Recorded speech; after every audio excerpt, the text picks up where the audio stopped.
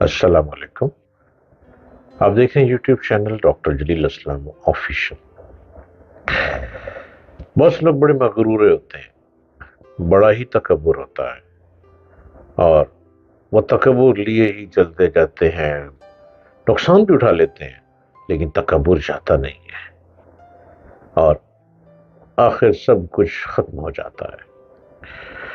تکبر کرنا نہیں چاہیے، یہ انسان کو برباد کر دیتا ہے. بس جو عاجزی ہے وہ بہترین ہے، اور عاجزی میں جو کمال ہے وہ کرموں کے چھٹے لگا دیتا ہے. مغل بادشاہ شاہ جہاں کے پاس ایک ترک غلام تھا. وہ بادشاہ کو پانی پلانے پر تعینات تھا. سارا دن پیالہ اور سراہی اٹھا کر تخت کے پاس کھڑا رہتا تھا. بادشاہ اس کی طرف دیکھتا تھا تو وہ فوراً پیالہ بھر کر پیش کر دیتا تھا.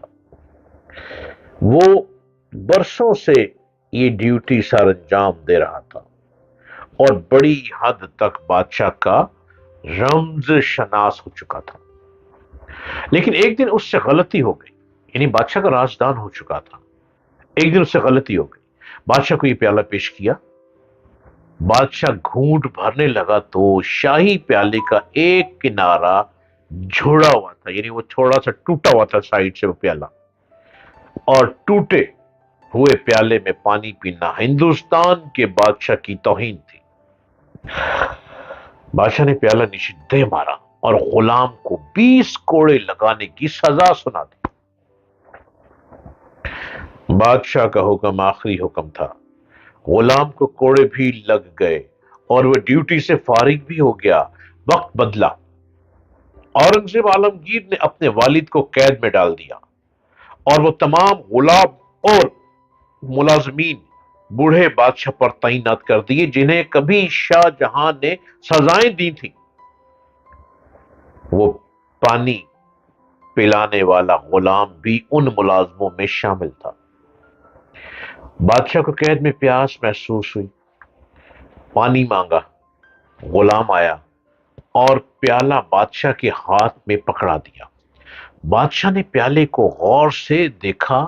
وہ شکستہ تھا، پیالہ خراب تھا، ٹوٹا پھوٹا بھرا ہوا، اور کسی نے اس کی کرچیاں، اس کی ٹھیکریاں جوڑ کر اسے قابل استعمال بنایا تھا.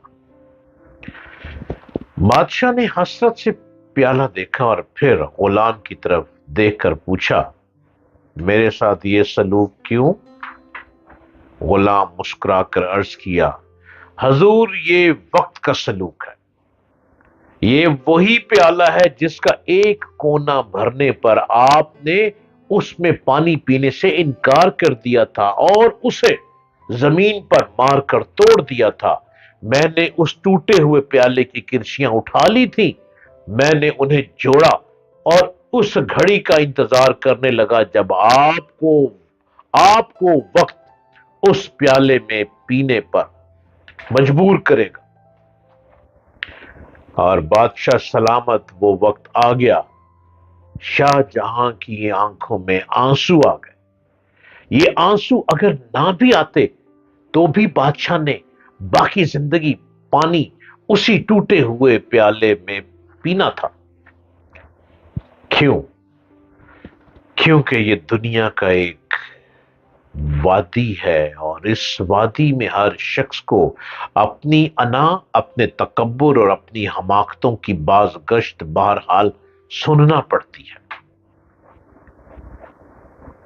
تکبر مت کریں، یہ آپ کو ایک نہ ایک دن کسی کال کوٹری میں بھی پھینک سکتا ہے.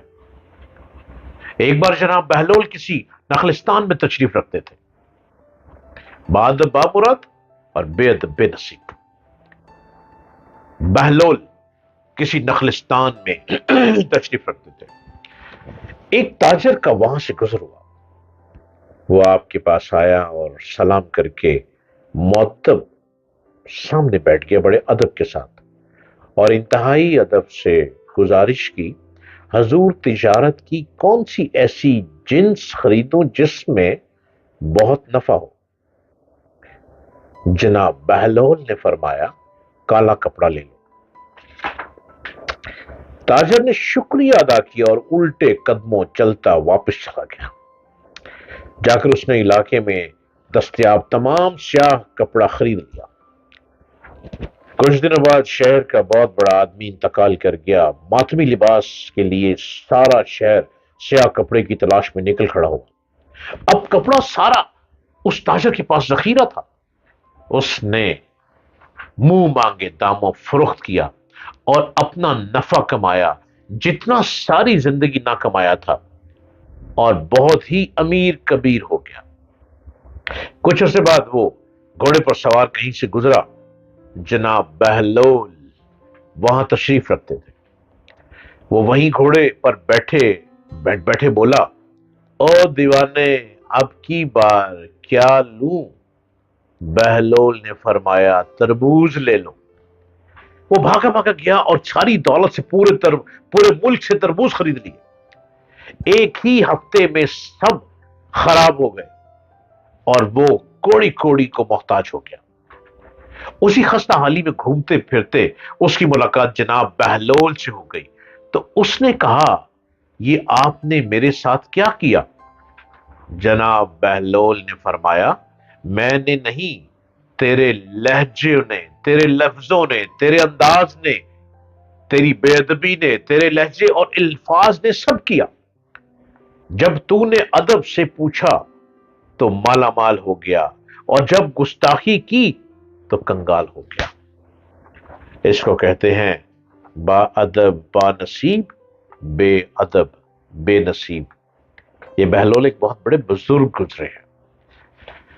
آپ یہ مت سوچیں کہ جو سامنے ہے وہ بزرگی میں ہے یا صوفیزم میں ہے یا کس حال میں ہے۔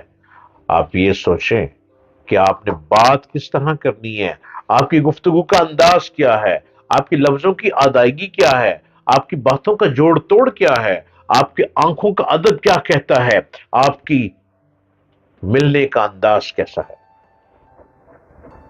ہر شخص کے اندر ایک فقیر چھپا ہوا ہے، وہ اچانک نکلتا ہے، جو منہ سے کہہ جاتا ہے وہ کر جاتا ہے، اور وہ اچانک غائب ہو جاتا ہے۔